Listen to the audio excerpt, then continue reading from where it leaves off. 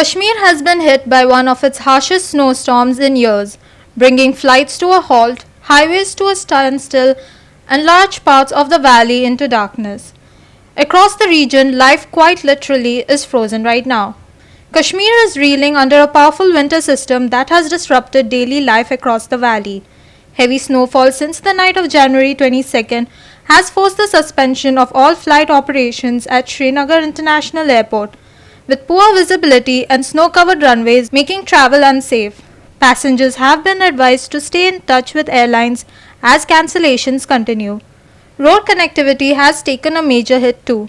The Jammu-Srinagar National Highway, often called the valley's lifeline, remains shut at multiple points including Banihal, Ramban and Nashri. Other key routes such as Srinagar-Leh Road, at Zojila Pass, Mughal Road and Sintan Pass are also closed, leaving travelers stranded and authorities urging people to avoid unnecessary movement.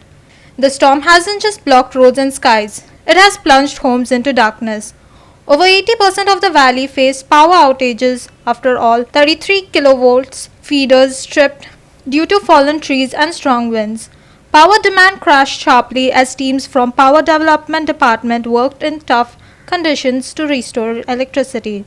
Snowfall levels have varied widely, from a few inches in parts of Srinagar to nearly 5 feet in high reaches. Tourist hotspots like Gulmarg, Sonamarg and Shopian saw heavy accumulation, turning scenic but risky. The IMD warns that snowfall may continue till Saturday afternoon, with another western disturbance expected around January 22nd.